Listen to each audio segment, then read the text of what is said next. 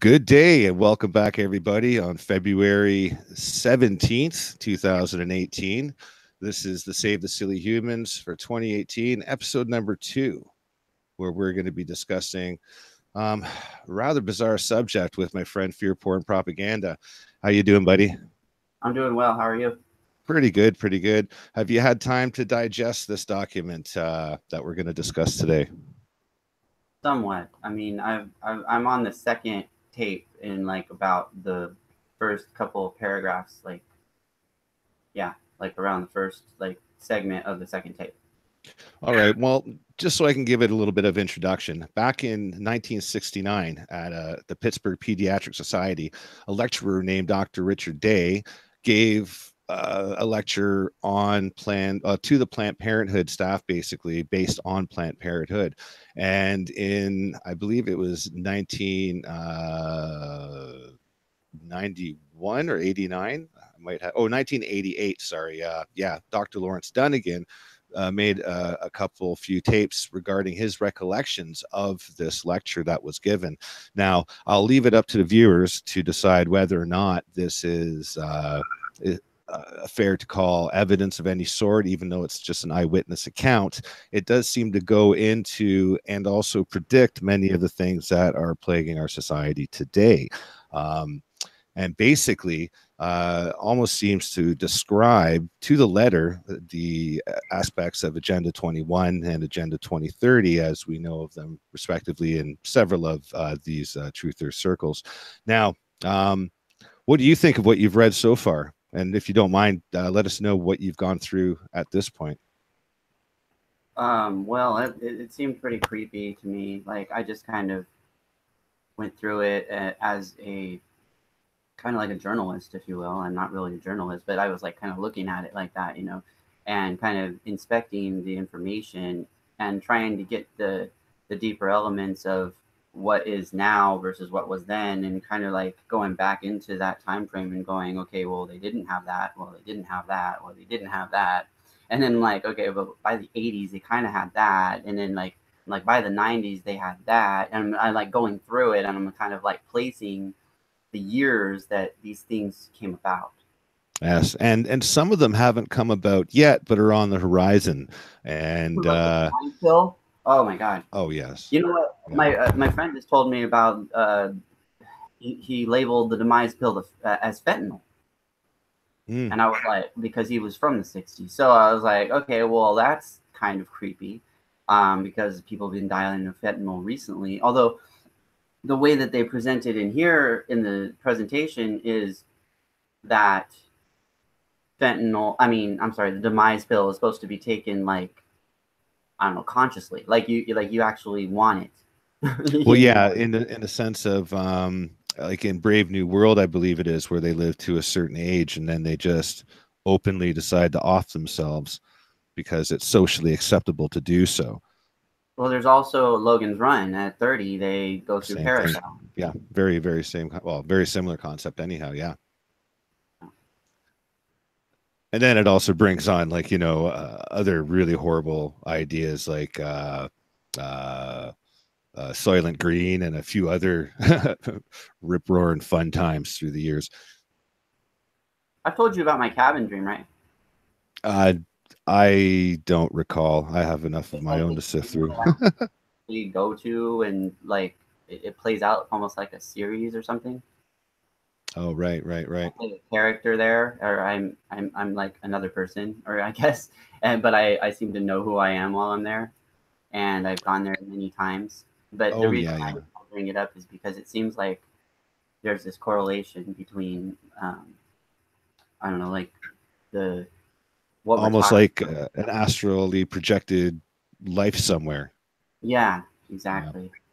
Well, I'm not sure if that really is going to be helping us in this particular conversation with this document. But I mean, in terms of where Oh things are no, the reason going, I'm saying that is because there's similar elements that I've seen in this documentation that I experienced in that other world, oh, I see. and I'm like, whoa, that's creepy Hmm. because I've been Interesting. dreaming for a long period of time. Or just Right, right, right.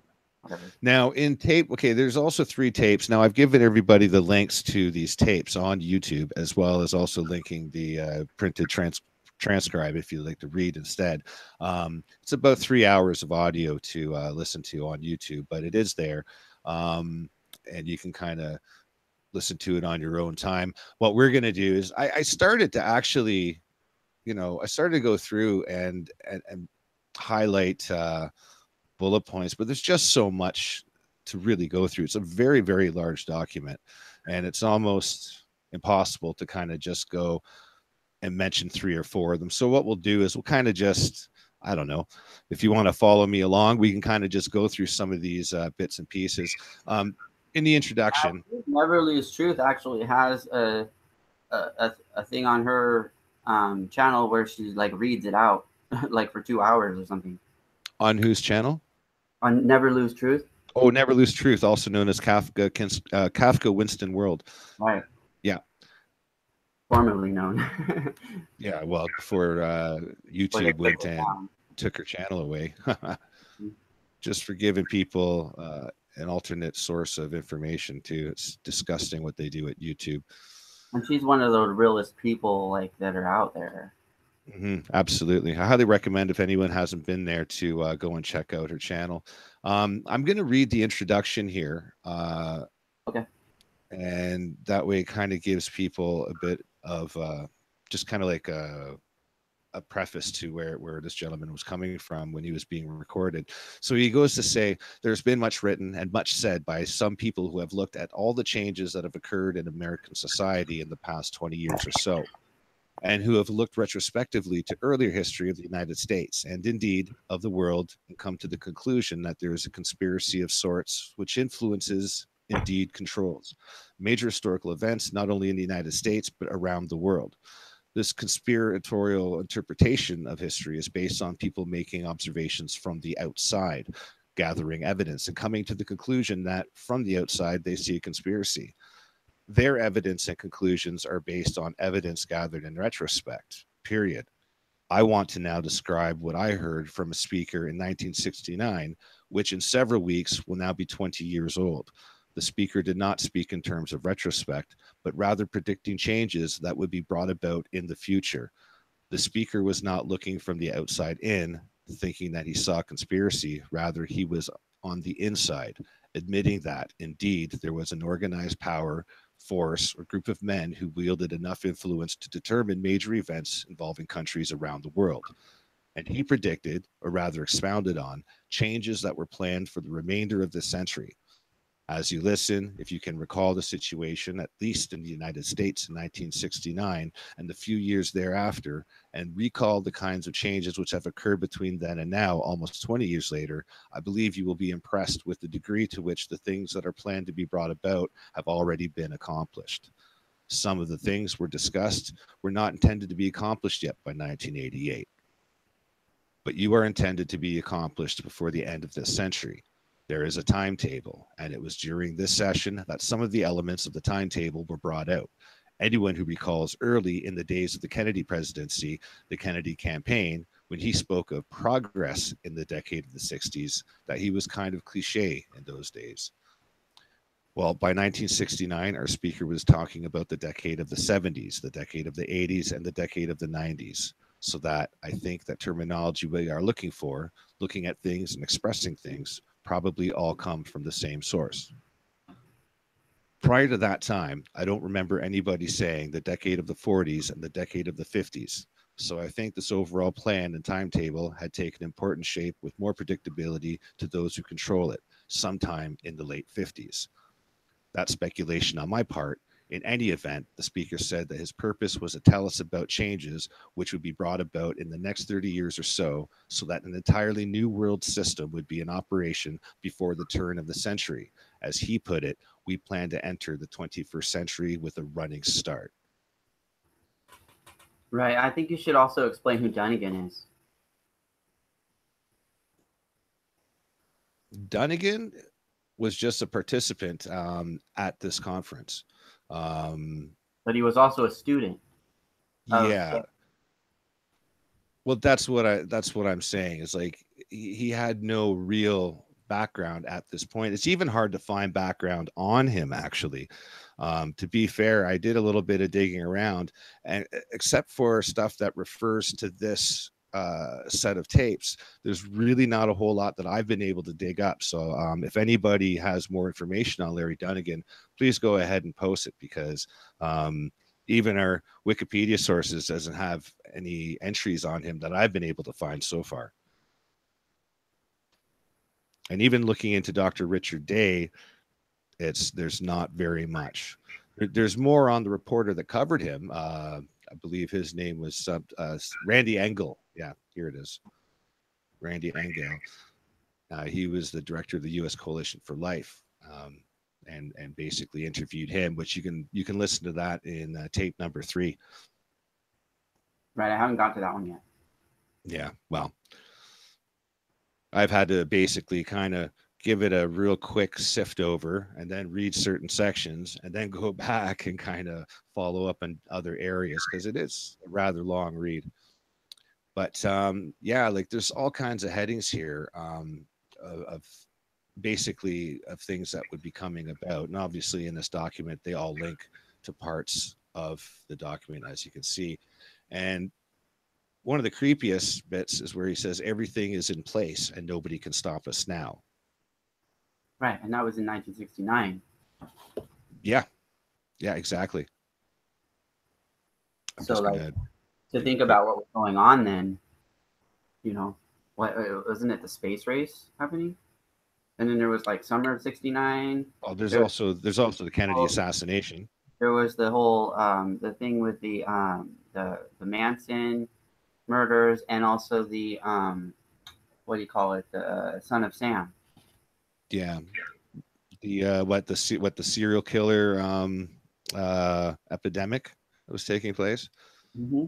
Yeah, I'm not sure if Dr. Day was referring to that, but it's probably a large component because of the amount of media glorification that those particular investigations had.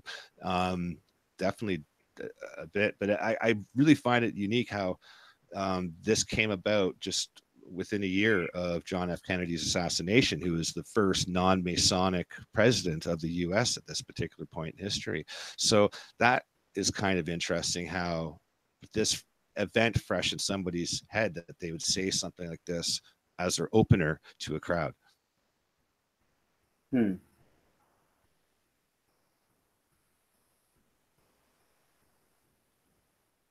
Here's a good one. We were talking about this stuff in college back in '69 when this event occurred, when this secret meeting occurred. People were aware that it happened, and they were talking about it in colleges, according to my roommate that is that old that was there. Right. It's like, okay. I was like, that's trippy. And he was like, I knew of Dr. Day. And I was like, I'm like, okay, this is interesting. Well, like I said, there's more about Dr. Day than there is about Dunegan, except for Dunegan's statements that he's made. Like that seems to be Dunegan's claim to fame is making these tapes. He doesn't seem to have accrued too much in his life prior to any of this, and anything else seems to have been scrubbed by the look of it. I don't know, but yeah. Well, it makes me think of the whole things that have been going on recently well, I've documented a couple of them. There was a couple of Planned Parenthood like scenarios that occurred. I think there were some shootings or bombings or something. Right. And to be more clear too, the Planned Parenthood thing was basically this were the aspirations of the students at Mount Sinai to get, you know what I mean? So basically, as a medical director of Planned Parenthood, of course, he's going to have some insider information to basically give to the next generation of employees and within the system, right? Yeah. And just to tell the viewers, eventually I'm going to have basically a timeline of events all in that Gematria database that I have. So whenever you go to the timeline, you can actually look at all the events that have occurred at different times, and usually it's separated by what types of events they are. Right. Yeah. Now look at this. We got Okay, the items that I did get highlighted here, which says everything is in place, nobody can stop us now. The next one that I was looking at was population control and permission to have babies. This was a big, huge deal during the 80s and 90s with the pro-life and counter arguments, and then also oh, there goes your phone. Redirecting the purpose of sex, sex without reproduction, and reproduction without sex, which is very, very much happening right now as we speak. Yeah, totally. I agree. We got contraception universally available to all. That basically came about after the big AIDS epidemic in the late 80s and 90s. Sex education is a tool of world government. Bit of a stretch. It's more for micromanaging individual populations of nations, I think, but definitely, I guess you could say that's probably the next major step. You got encouraging homosexuality, anything goes. Homosexuality also was to be encouraged. Again, getting rid of the sex without reproduction clause, if you know what I'm saying. Oh, shoot. Hold on a second. I'll be right back. I have to take a phone call. No worries. Continue. So, and then you got the family unit, which is also diminishing in importance. You got limiting access to affordable medical care. You've got the elimination of private doctors. You've got suppressing cancer cures as a means of population control. I mean, all of these things have been part and parcel to the progression of our society as we know it so far. If there's anybody in the chat, go ahead and ask any questions you want regarding this, and I'll do my best to sift through the document and pull out some answers. Again, we've got education as a tool for accelerating the onset of puberty and evolution. This is another thing happening hugely right now. Children are learning way too much at a young age. We've got restructuring education as a tool of indoctrination. Hello, this has been going on probably since this thing was stated in front of that lecture.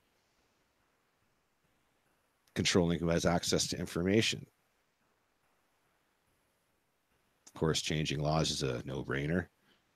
Restrictions on travel happening on a large level nowadays. Crime used to manage society. I didn't quite get what that meant at first, but I have a funny suspicion that that refers to a lot of these shootings and false flag events that are continuously taking away our rights in terms of legislation, gun grabs, you know, that sort of thing. Sports as a tool of social change. That's big time.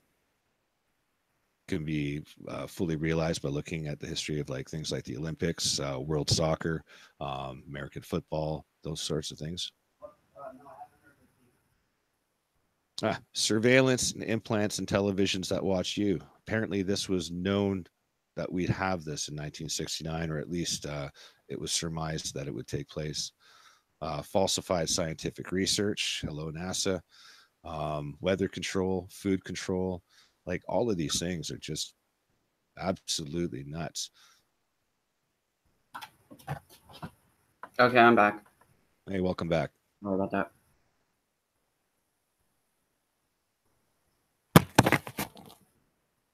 Joining now. And I gotta turn on my sound. Yeah, you're back. We can hear you. Okay. There you are. Now we can see you. There we go. Boom. Okay. So, anyway, continue where you were. I'll just. I was going through the headers and I just kind of blazed through a bunch of them. Oh, my desk just popped apart here. That was nice. Anyway, a screw just popped out. So one of the things, I don't know, jumping ahead, one of the things that was creeping me out was the way they were trying to get rid of the elderly and people that don't exercise.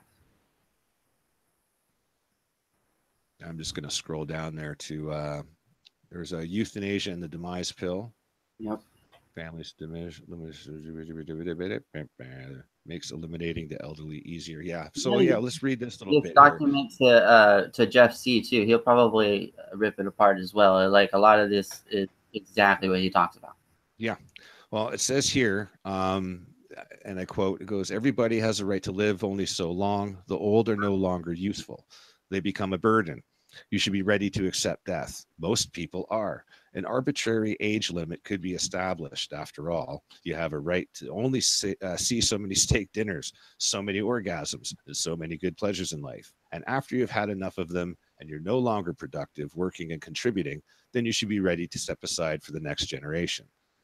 Some things that would help people realize that they had lived long enough. You mentioned several of these, and I don't remember them all. Here are a few. Use of very pale printing ink on forms that most people are necessary to fill out so that older people wouldn't be able to read the pale ink as easy and would need to go to younger people for help. Automobile traffic patterns. There would be more high-speed traffic lanes, traffic patterns that older people with their slower reflexes would have trouble dealing with and thus lose some of their independence. Hmm. Maybe that's why we see so many roundabouts. Right?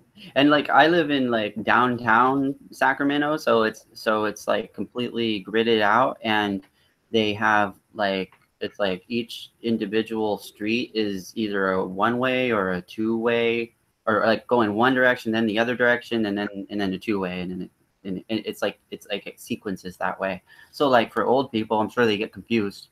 Even for people out of town that come into town, get completely confused about that. Right. They don't even know what a one ways, how to work with one ways.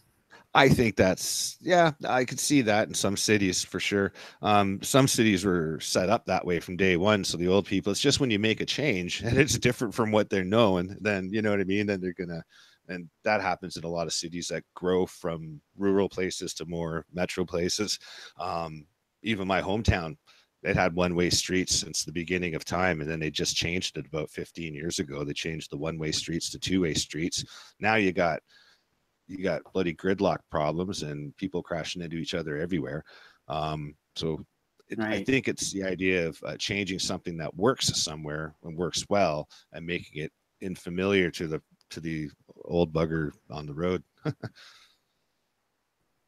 But Yeah. But I mean, obviously they didn't see that we were going to have automated cars, because that would kind of help out that problem in the end.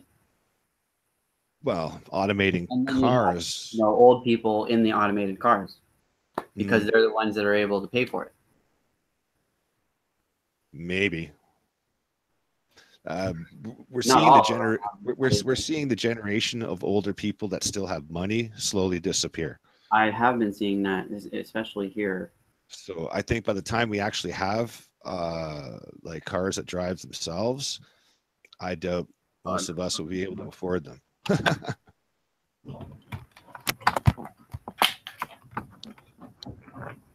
I gotta go in another room. I'll be back. I'll be a second. Yeah, no worries.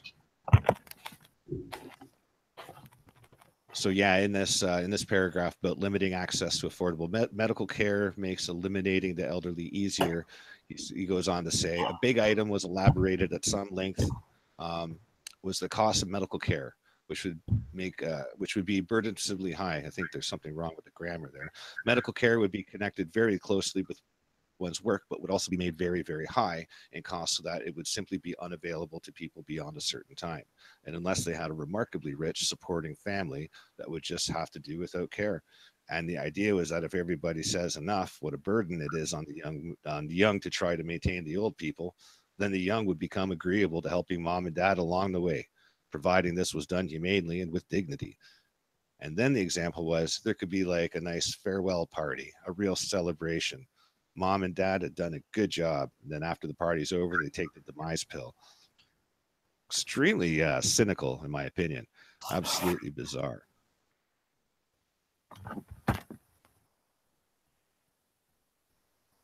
Yeah, here this paragraph goes on to talk about controlling medicine in a tight fashion. Right. Oops. Yeah, Congress is not going to go along. Can you turn off your phone speaker because I can hear myself echo in your.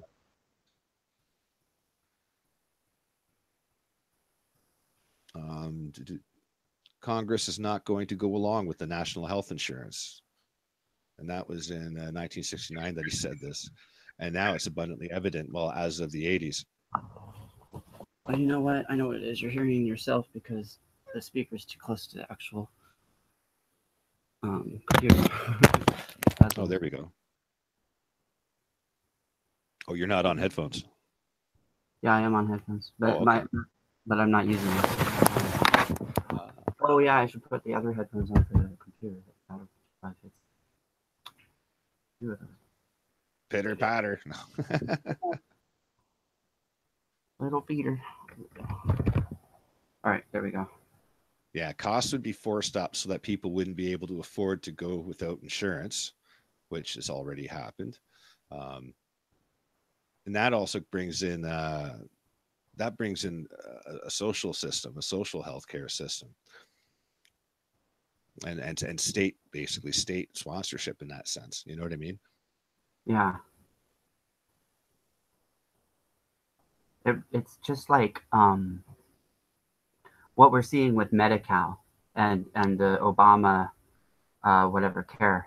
Yeah. Well, here's where it basically summarizes that. I just found it. It says your role being responsible for your own care would be diminished, meaning you would not be able to take care of yourself without some form of sponsorship from somewhere. And, you know, and we pretty much see that now because like, I mean, I have that kind of service when I go to like the dentist. Yeah, and so they're the Hegelian dialect is right there in the healthcare industry as well. Problem, reaction, solution. There, you know, it's in every way applied. I think in all of these categories and genres. Right. We saw the elimination of private doctors in places where it became basically a highly sought after thing. I mean, all the good doctors would go where the money is, leaving all of the smaller municipalities without private care or without decent private care anyway. Yeah, and the what do you call it? I've never really even had a family doctor, I don't think.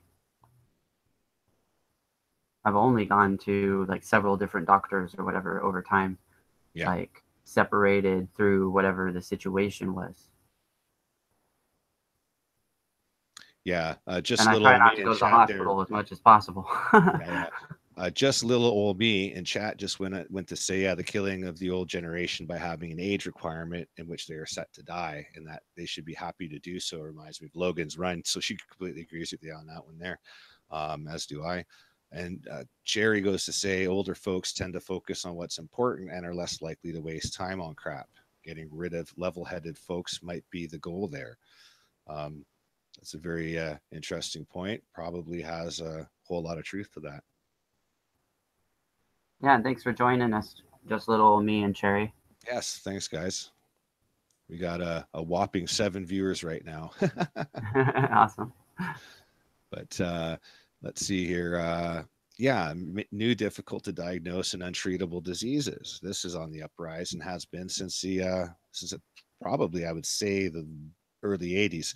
Next heading to talk about is health and disease. He said there would be new diseases to appear which had not ever been seen before, would be very difficult to diagnose and be untreatable, at least for a long time.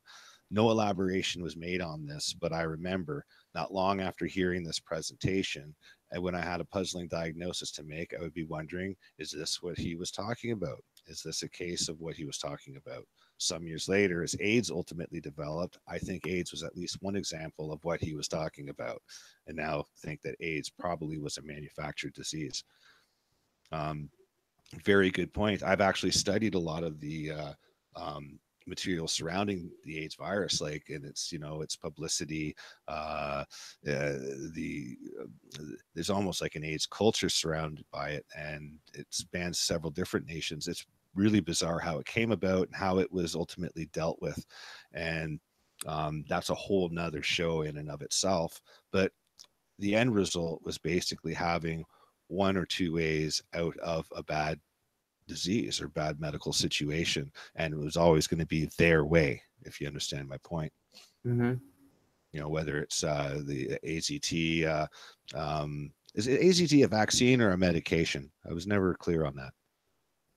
I Good believe it. question. I I believe it's don't a know. medication. I think AZT is a medication. I don't want to be quoted on that in case I'm wrong. Because I've come to learn that there's been a lot of complications and a lot of success stories. So I'd let others be the judge on that one. Um, Yeah, this suppressing cancer cures means of population control is, I just found like just really disgusting. mhm. And it really hurt me because my grandma and grandpa died early of that. Yeah, my grandmother did as well. And that just made me think that they killed them, you know, just out of necessity. Probably wanted to take their money or something. Well, I think it has a bit of both column A and column B because you know they make natural cures inaccessible by telling you that it's not covered, let's say, by insurance unless you get an approved by the medical body, you know, uh, medical protocol, and you know it's going to be expensive. And if you have the insurance to cover it, they still get their money, and you still get screwed out of yours. Exactly. So, and then ultimately, if you're not strong enough, you die. It's that simple. Right. And the way that they put it in this is it as people that are more um, into the exercising world or something, they're more apt to stay alive than the people that are lazy. Hmm. Absolutely. Here, we got a comment from Francis Geddes. I am 71 and they force me to have insurance, but I do not see doctors or take any meds. If people want to live, they should learn how to stay healthy and treat any illnesses themselves. Hallelujah, Francis. I completely 100% agree with you on that. Yeah, and also It's welcome. yeah, and welcome to the chat and to the show. It's brutal how many people Oh, have a blind faith in their doctors or in their medical professionals and don't go for a second opinion or don't do any follow-up research on their own or even ask around. Some may. be right Yep. back. Yep, absolutely. Some may do this, a lot of them don't.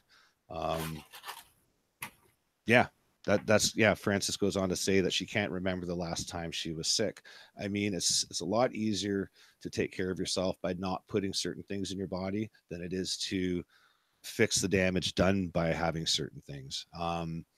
And you know, it's just about making certain types of lifestyle choices. I mean, you try to cut out most of the bad as you possibly can. I know it's not entirely realistic or even practical, like whether it be socially or based on your budget or based on whatever other factors, but you can do your bit to really reduce the amount of toxins that go into your body.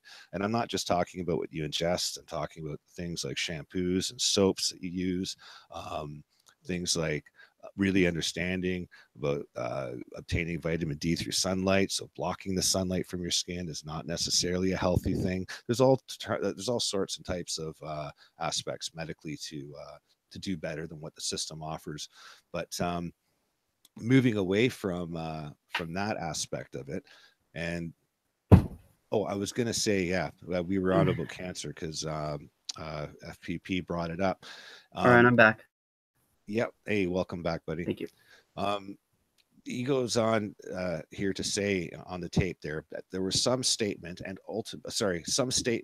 ultimately the cancer cures for which were being hidden in the Rockefeller Institute would come to light because independent researchers might bring them out, despite these efforts to suppress them. But at least for the time being, letting people die of cancer was a good thing to do because it would slow down the problem of overpopulation. And look what's happened in the last, like even the last 5 years, Well, look five, look at six. how many like celebrities have been dying of cancer. Well, no, I'm talking about the independent researchers that are bringing out the secrets that have been held back. Oh This is yeah, that's true. You did a whole thing on that. I'm just one of many. There's so many others that have gone out to do this. If anything, I was inspired to go and find out for myself, which is what the whole last 2 years of my life had been about. Do you And have a list of those times and dates and things like that? Because I could put that on my timeline if you do. of which Of the dates of the these doctors and such that have been researchers that have been taken out. Oh, the ones that have been killed, you mean? Yeah. Oh, that's a whole that's a whole nother conversation. I'm sure we could do that. I'm sure we could work together behind the scenes and build a timeline.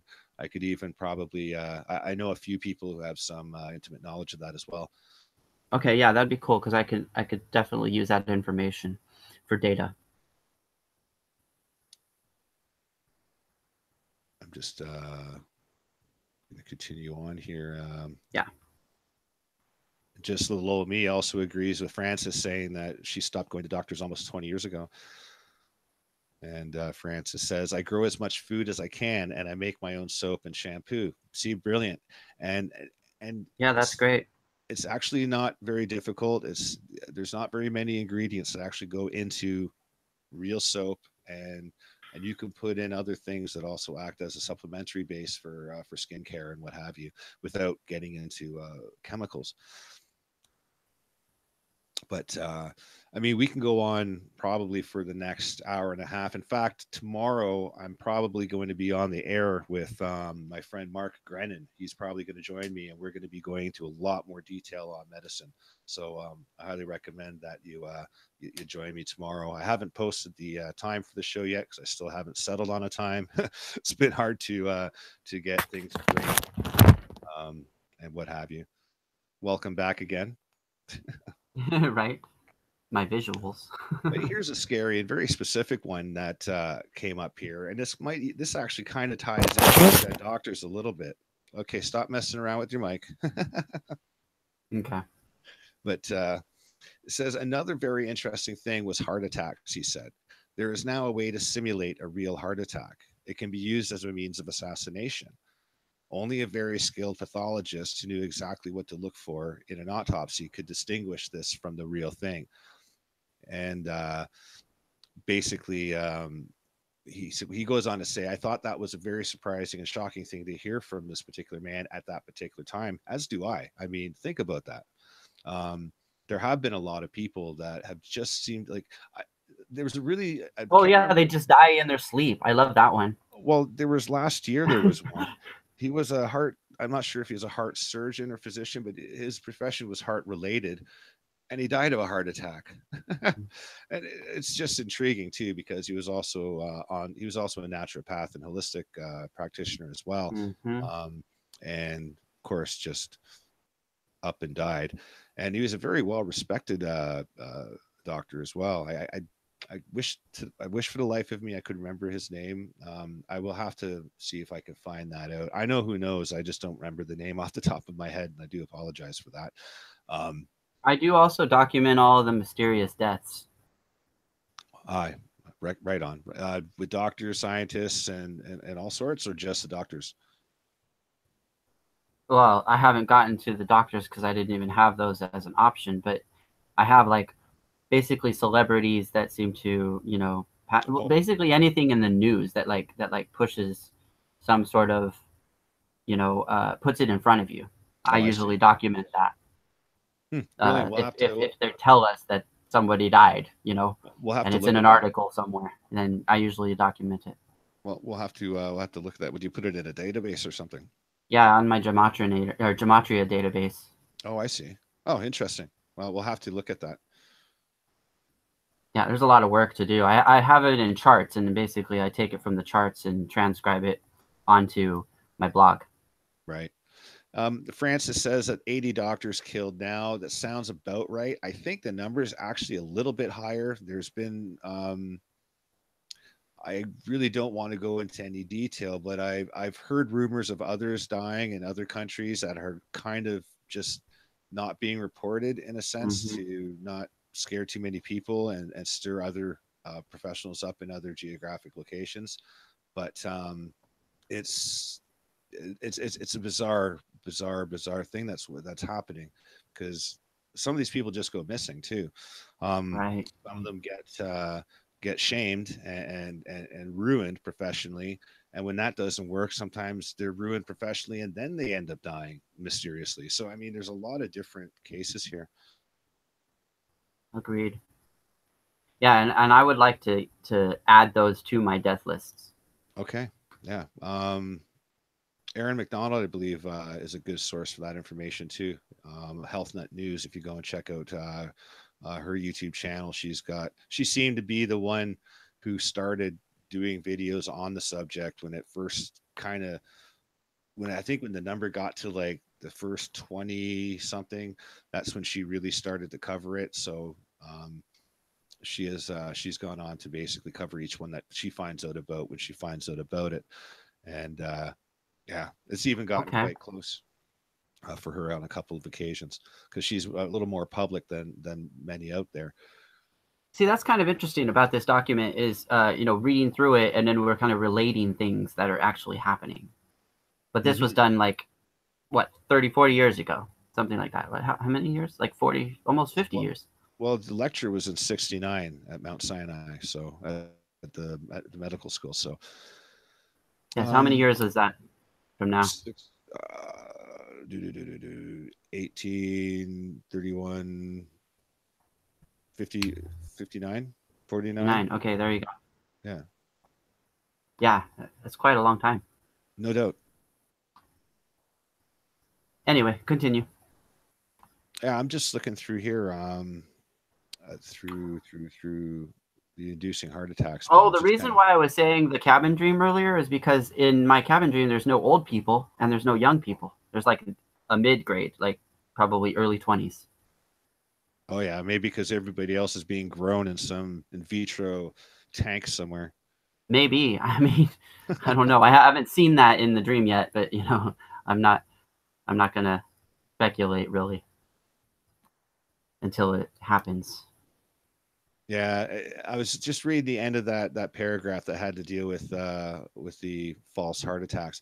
And then this is also connected to convenience foods made widely available. Things like you could pop into the microwave, whole meals, which would be available prefixed. And of course, we've seen this now, some pretty good ones. But this whole different approach to eating out and to previously prepared meals being eaten in the home was predicted at the time to be brought about convenience foods.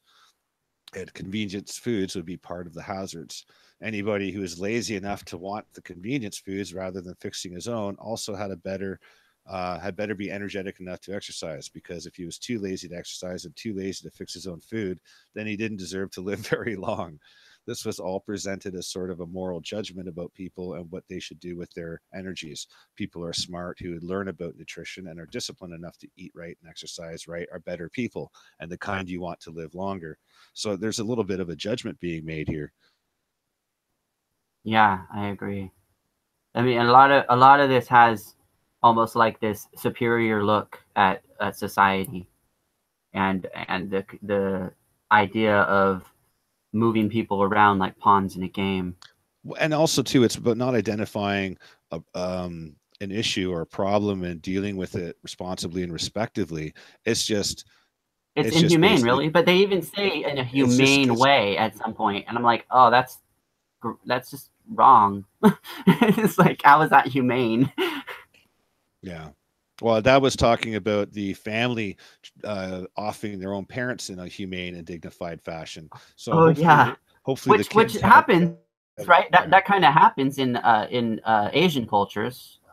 Some Asian cultures. It kind of happens in our culture too, because not all of us. Well, yeah, I mean, we do like a lot of our we take them to old people homes and stuff like that, and they're essentially going there to die. We cast them away. Yeah, and they kind of know that when they go to these old people homes. In the old world, and a lot of places in Europe and in other older countries, I mean, it is the family's responsibility to take care of their elderly, just as it is to take care of the extremely young. Like, I mean, it's a reversal of responsibility and a turning of the table and accepting a new age and era of your lifespan. But that's been destroyed now. It's like, you're old, you're useless, bugger off. Right. You just addressed the 5G situation. Francis mentioned everyone needs to try to stop 5G because it will fry you. I agree. Yeah, I mean, it's weird because I've been trying to tell people about 5G where I'm at, and they never even heard of it. They didn't know it was coming. It's like not even a inkling. I'm like, I thought you like, isn't this in news articles? Isn't this like you watch the news? So aren't you getting this information? Apparently, they're not reporting that stuff. Right. Yet. And when they do, it's probably going to be like trying to sell it. I don't really know what they're going to do about that. All I know is they've spent billions on laying out the 5G infrastructure in all sorts of third world countries and everywhere. Like places where you wouldn't even expect to see a cell phone, they got these towers. So something tells me that there's more to it than just providing a communications network. Yeah, and the fact that they're doing it right under our nose, not even saying anything about it. Mm-hmm. Like there's no legislation. There's no meetings that they're like, hey, we're gonna put these in. There's also no study on the effects of 5G on Exactly. our bodies. Exactly. There And we already know that what do you call it? The cell phone towers put out way more rads than we need. Yeah. For They barely Wi-Fi. have long-term study on 3 and 4G networks, to be fair. Yeah, they have exactly. very small result sets to work with, or even show us, which is probably all protected by corporate law anyway, like corporate secrecy laws. So I don't know.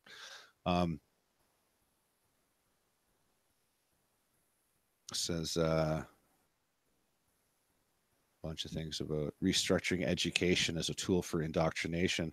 And another area of discussion was education. And one of the things in connection with education that remembered connecting with what he said about religion was, in addition to changing the Bible, he said that the classics literature would be changed. Has that not just well, what happened? about exactly and the connection to changing things in the biblical world is references the gematria world, because usually the people from the gematria world reference things from biblical world, because essentially that's where it comes from. Mm-hmm. It comes from the Torah, really, but that is the Bible. It's like it was rewritten. It's like all connected. So it's interesting that they're rewriting it, or they're telling us back in the 60s that they're going to do this. They're gonna change things over time to where you don't even notice it. Well, they literally just banned Huckleberry Finn as standard school reading material. They just banned it. Probably because the racist aspects, right? Yeah, just as I seem to recall, Mark Twain's writings was given as one example, and it was definitely messed with. And he said the casual reader reading a revised version of a classic would never even suspect that there was any change.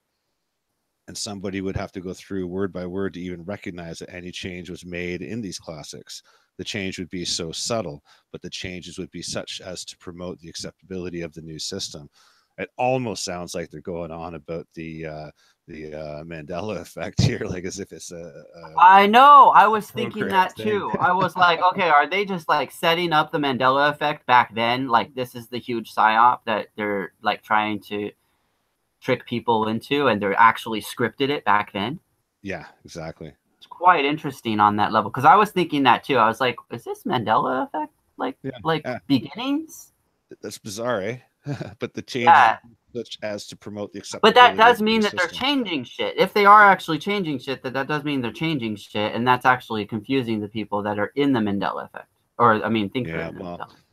He doesn't mention. I don't know. Just that it would be done. Exactly, and that was right up there with when I was reading through it. I was like, wait a minute, this brings to mind some things. Yeah, and what about more time in school, but they wouldn't learn anything? Oh yeah, I mean, I was thinking of homeschooling aspects at that point. Like, I mean, they didn't mention the homeschooling, but it almost seems like there's a reference to that's why the homeschooling happens, because of people realizing that they're not learning at school anymore. Yeah. And that's why there's a push but to then alienate right homeschooled now, kids. There's a huge social push to alienate homeschooled kids. That's what I was just going to say. You just took the words out of my mouth. Exactly. Yeah. And that's what's happening. And that associates with, go back to school so you learn nothing. Well, see, that was a loophole, right? It was like, okay, if the kids aren't going to learn stuff in school, and they're just going to be lever pullers and button pushers, then screw that shit. I'm just going to keep my kid at the house and we'll teach them. Well, if you outlaw that by making them unequal to those who went to a public or private school system of some sort, then and it has to be, remember, they're always pushing for what did they call it in the education system when they basically unified the entire curriculum there? I'm For not the sure. GED. I can't remember what it was called now. It was crap. But I do recall recently there was a story where 13 people were held hostage, or kids were held hostage at home associated with a homeschooling thing. And I think that's a story that makes people that are against homeschooling go, oh, okay, that's why I'm against it. You know, like kind of what's that called? Controlled opposition scenario to get Absolutely. people to alienate the homeschoolers. Well, it's the same way how they get people to get rid of their guns, right? Because then they're going to, yeah, exactly. Then they're going to It's be the same looking thing. at all these homeschoolers. Are you keeping your children home Yeah. and like not letting them go at all? You know, are they just being held hostage? You know what I mean? It's going to bring that It's element up.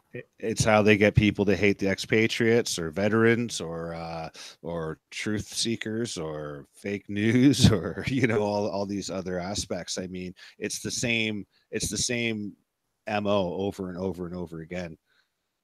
It's more for the narrative of whatever they're trying to get us to go along with, in my opinion.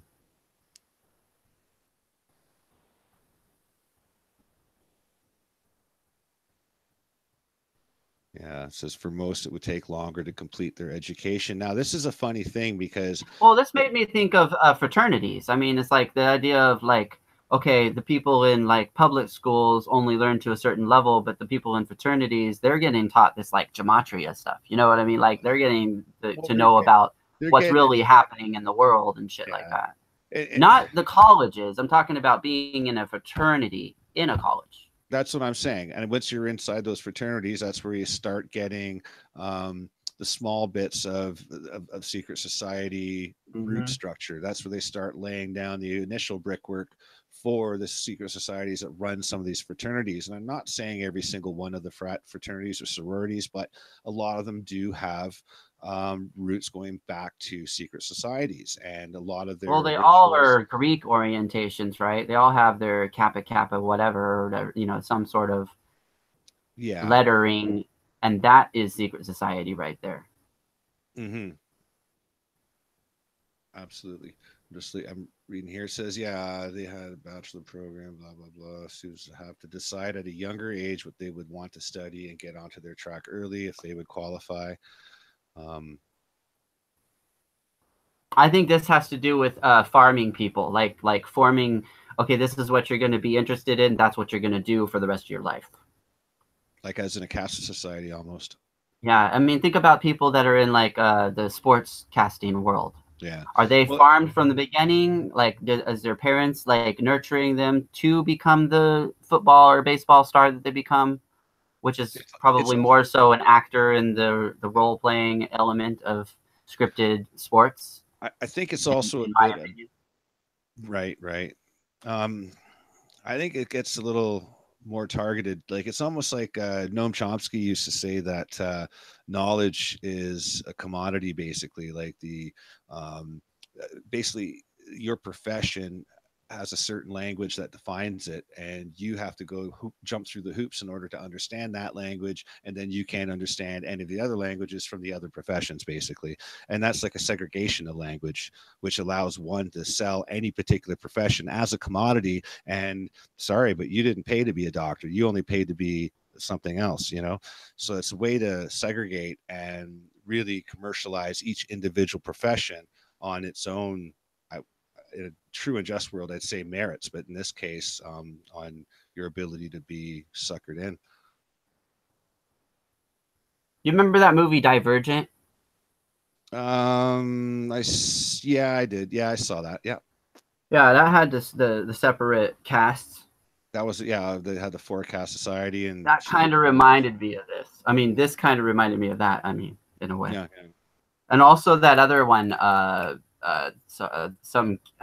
Giver. No, can't remember Oh, the the name of it. Hunger Games is a bit like that too. Yeah, Hunger Games, and then there's that one where the kid ends up like fighting against the things, but he doesn't know that it's real. Given. Now you got me on that one, but Can't remember the name of it, but it's like or no, I'm mixing things up. Anyway, it's like a future story about, like, they can't see, everything's all black and white in the beginning, and then throughout the process the dude stops taking the vaccine and is able to go and talk to this guy, and he's outside of the rest of them, so he's able to like send information to this kid, and he's able to actually see a bunch. I think it's called The Giver. yeah, I don't know. I've not seen it. Oh, well, you should see that. You see what I'm talking about. Yeah. It's very predictive programming, futuristic story, dystopian type of thing, where they every morning they go, and before they get out of their house, they actually get a shot in their arm or in their hand, they basically swipe their arm along this device that like sticks them, and that's their shot for the day before they leave the house. Right. So, there's a part where you see the babies being grown or whatever, because they're not yet, and the people that are supposedly families, they're family units, they're not actually related to each other. Of course. There's like a mom and a dad and like a brother and a sister, and none of them are actually related to each other. Yeah, why would they show a family unit now, right?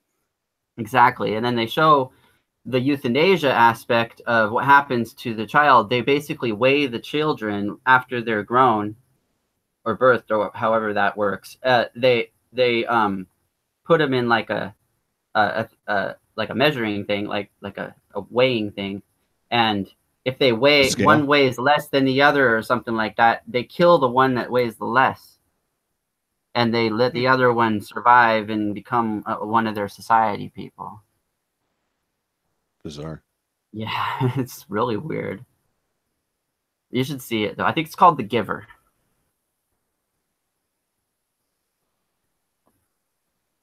Maybe somebody in the chat knows. Oh, nobody's saying anything. Okay. So yeah. Anyway, that just expresses a lot of what we're talking about, because it basically shows the adolescents being used for their process, and then once they get to a certain age, they all have their own formulations of what they're going to do. One of them ends up becoming the giver. Look at this. This statement here says there will be some help available to students in handling stress, but the unfit won't be able to make it. They will then move on to other things in this connection, and later on in the connection with drug abuse and alcohol abuse, he indicated that psychiatric services to help would be increased dramatically, which it describes basically the last 20 years of kids, putting them on happy pills and Prozac and, all sorts. Definitely. And Ritalin. Yeah. And basically getting you used to taking a pill. Once you get old to the adult level, you're like, oh, I already am doing that, so it's not anything different. So yeah, it was recognized that many people would need help, and the people worth keeping around would be able to accept and benefit from that help and still be super achievers. Those who could not would fall by the wayside, and therefore were sort of dispensable or expendable, I guess the word I want. Education would be lifelong. Adults would be going to school. There will always be new information that adults must have to keep up. When you can't keep up anymore, you're too old. And it goes right back full circle to the other bit. I know. Yeah. And this is another way of letting older people know that the time had come for them to move on and take their demise pill. If you got too tired to keep up with your education, or you got too old to learn from new information, then this was a signal. You begin to prepare to get ready to step aside. It's time for carousel. Wow. That's from Logan's Run. In Logan's Run, when you turn 30, there'd be like a little thing on your hand that would beep, and then that would mean that you go to carousel. If you run away from the process, these police people would come and grab you and bring you to carousel by force. Yeah. And carousel is basically just being burned up while you're being weightless. Oh, it's just an incinerator. Yeah. Yeah. And they made it look like it's a circus act. So everybody watches. It's Like creepy. you leave it a carry on. Okay, see ya. Yeah, they're like, hey. Peace. You know, a similar occurrence happened in that show. I mean, that movie, Cloud Atlas. Have you seen that? I did see it. I'm just trying to recall. I saw it years back. Well, there was these clone people that would actually drink like this juice that was actually of their own substance, which is disturbing all in itself. But you actually see the process of that happening, and then in the end, they become, or how they end up dying, if you will, or how they kind of get sacrificed for the process, is they think they're going to a better place, and they're getting told that, and they're getting told they're going to go to this other location and stuff, away from having to work, because that's what they've been doing their whole life, is just working basically at like a fast food type of restaurant in the future. And then basically they go through, you see them go like wearing this thing, and they have this kind of ceremony to represent that they're the ones that got chosen for this process. And then they go through the doors, and then they get shot by a thing and die. It's messed up. Like kind of like how they shoot cows and like go in the head with like a gun that it's a hydraulic or a bolt, pneumatic or hydraulic bolt gun or something. Yeah, one of those. It's like that, except it's futuristic a little bit. Yeah, you should see that if you haven't seen that. That's one. Which one? Cloud Atlas. Oh yeah, I have seen it. I've seen it twice, but I haven't seen it for about 4 years, and I just forget all of the details. Yeah, well, there's only one future story. Well, there's two future stories, but the one that's more distant future. I just remember somebody flying. In the futuristic one, I just remember someone flying. I don't remember the story at all. I remember that everybody's connected from the past, present, future, and blah blah. He saves a clone from her existence, kind of scenario. Yeah, but before that happens, you end up seeing the process of what happens to those clones and why it's great that she gets saved. Yeah. Oh wow. But she ends up becoming the so-called god of the future in the end. It's like 3.5 hours long. I remember. Oh yeah, it's extreme. Twice, but I just don't remember I watch a lot of movies. I know, me too. I watch a lot of horror too, and they just kind of blend in together. It's so weird. I forget what I just watched, kind of sometimes. But anyway, continue. We don't want to sidetrack too much. No worries. About changing laws. This is interesting. It says another area of discussion was laws that would be changed. And at that time, a lot of states had blue laws about Sunday sales, certain Sunday activities. He said the blue laws would be repealed. Gambling laws would be repealed or relaxed, so that gambling would be increased. He indicated then that the governments would get into gambling. This is all happening. All happening. And I mean, it's all happened and continuing. Yeah, we've had a lot of lotteries pop up. Oh my God, look at who we have as a president.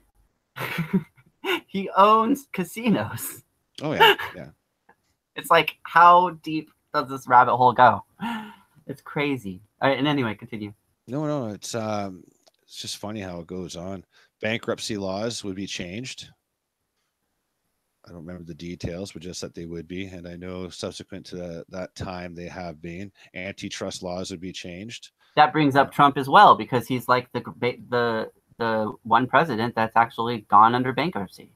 Well, he's also the one president who's like a multi-billionaire. Yeah. He's the first of his kind in the White House. They even said he had, to quote the what do you call it, gematria people, 33 billion. They actually said he was 33 billion at some point. Yeah. On an article. Yeah. It's just bizarre though. Like,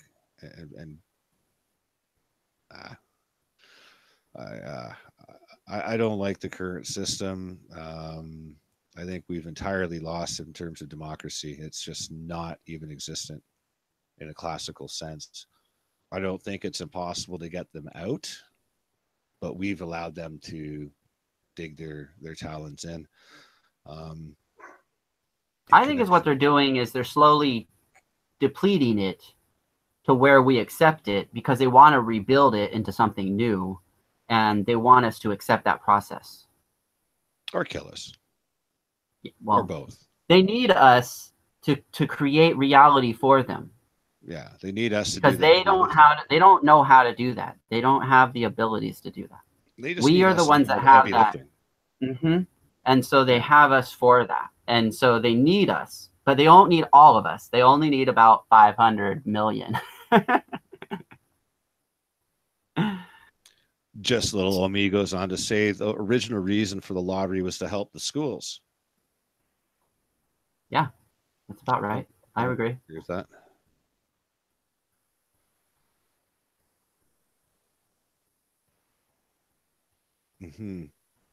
Yeah, so it's not a free competition. This is why it's not free competition when your antitrust laws do get changed or interpreted differently. Yeah, that's true. It doesn't become free competition because it just means those with more money stand a better chance.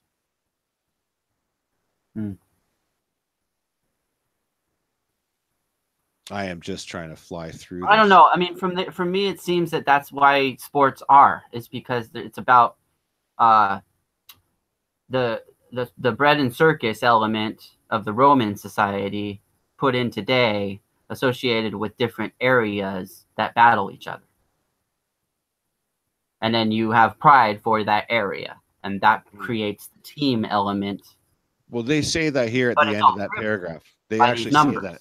They say that at the end of the paragraph here, or he says that, sorry. Yeah, there would be nobody outside the club that would be able to compete, sort of like teams competing within a professional sports league.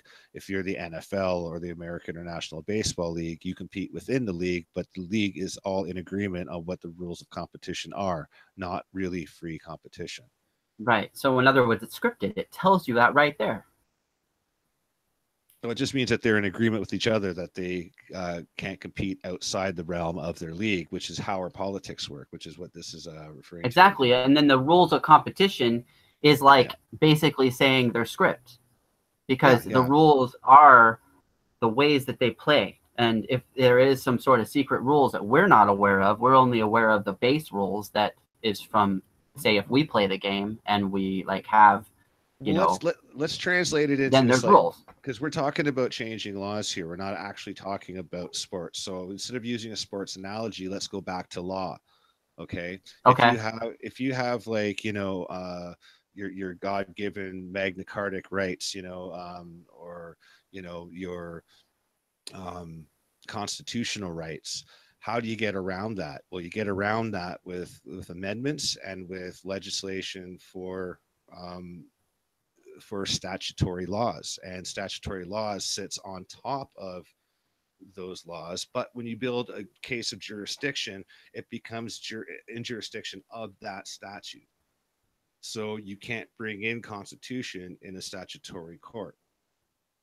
You understand? So you're changing the league out for a different league that your rules no longer apply. So if you're based on this is why when I was covering Thomas House of Deegan when he was in West Virginia, and he ended up going to court over this. He was trying his damnedest to get out of their statutory law books and base his arguments within the confines of constitutional jurisdiction, which are two completely different. You can't even get a constitutional lawyer, because if he's a lawyer of the bar, he's no longer constitutional. He's a statutory lawyer. Okay. You know what I'm saying? So what they've gone and done is they've changed the they've changed the league in which the teams will operate by basing it under statutory jurisdiction, which is my understanding and interpretation of what I've learned so far about it. And I mean, the whole Freeman movement was based on destroying your straw man or sesquivia account, or whatever it's called exactly, depending on your country. And that account, once you opt out of that system, you're no longer covered by any social services on your soil, or to get certain things, like you'll have to, you know what I mean, like you can't, you just would be able to function under that system because nothing would apply to you anymore. It's basically the same as expatriating.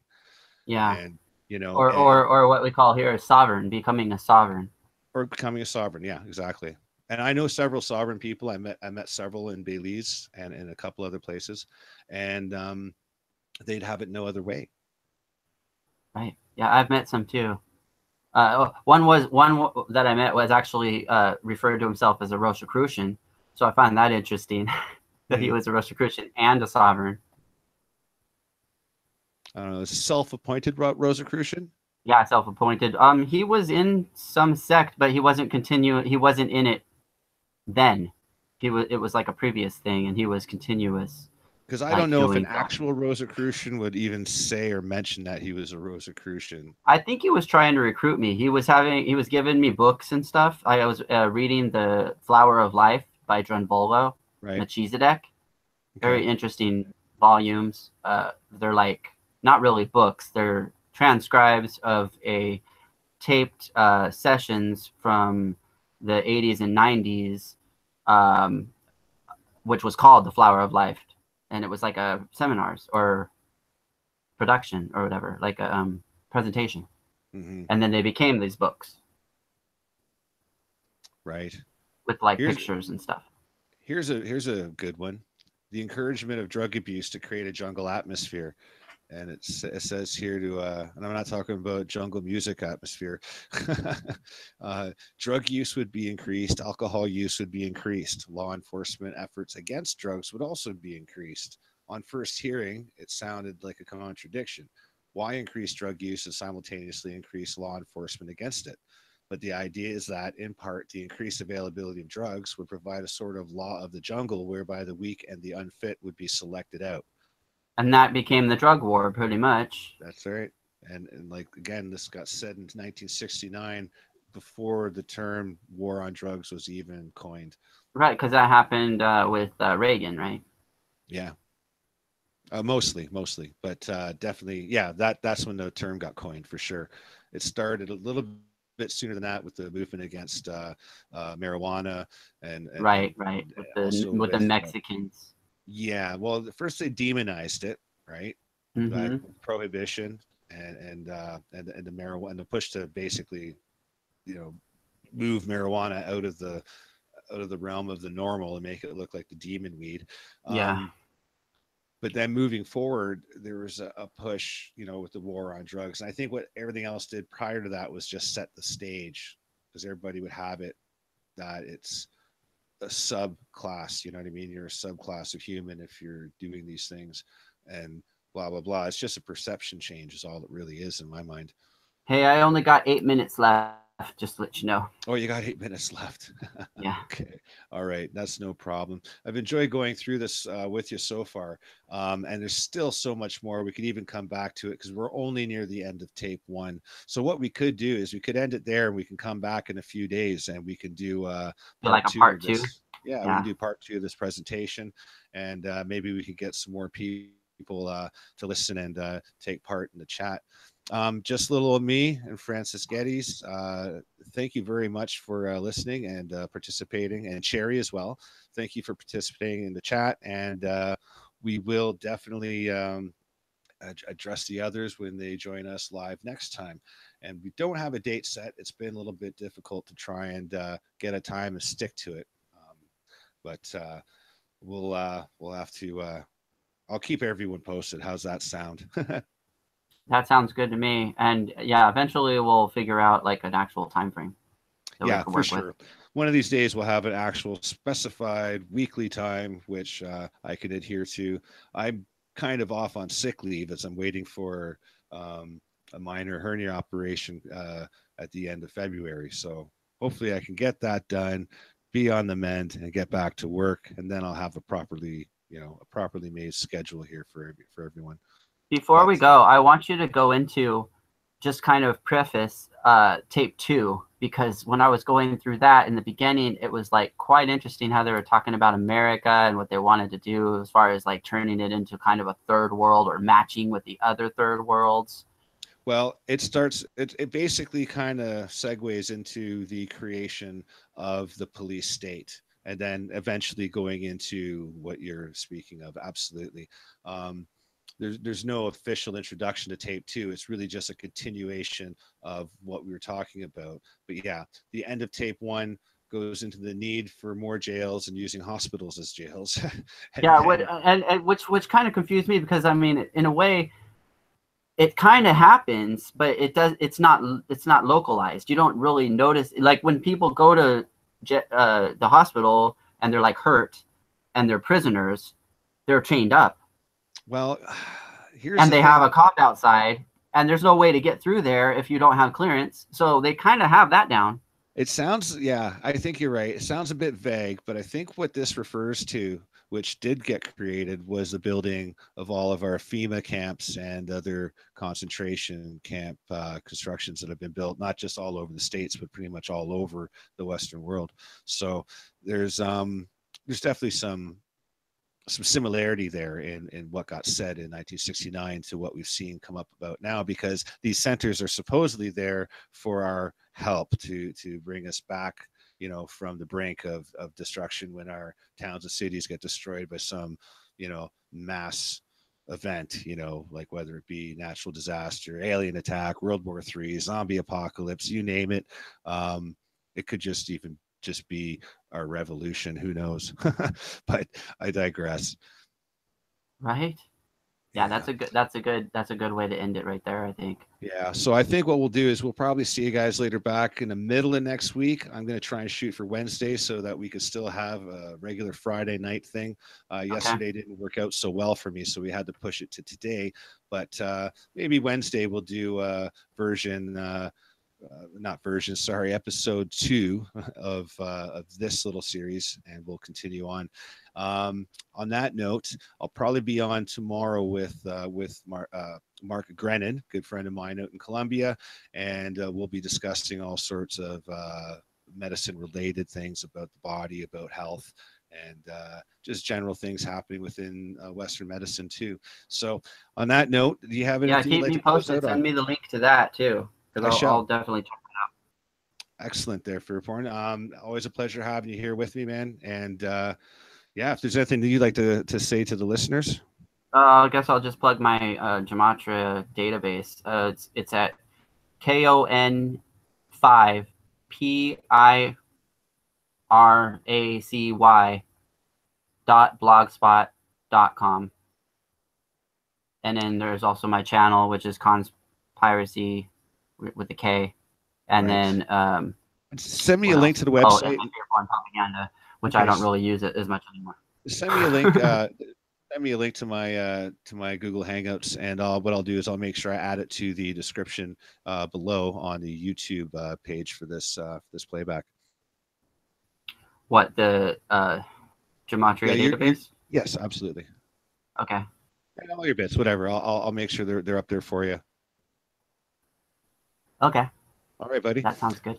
Okay, well, until All right. next time, people, take care of yourselves and don't freak out. All right, much love and Right. take care, guys. Peace.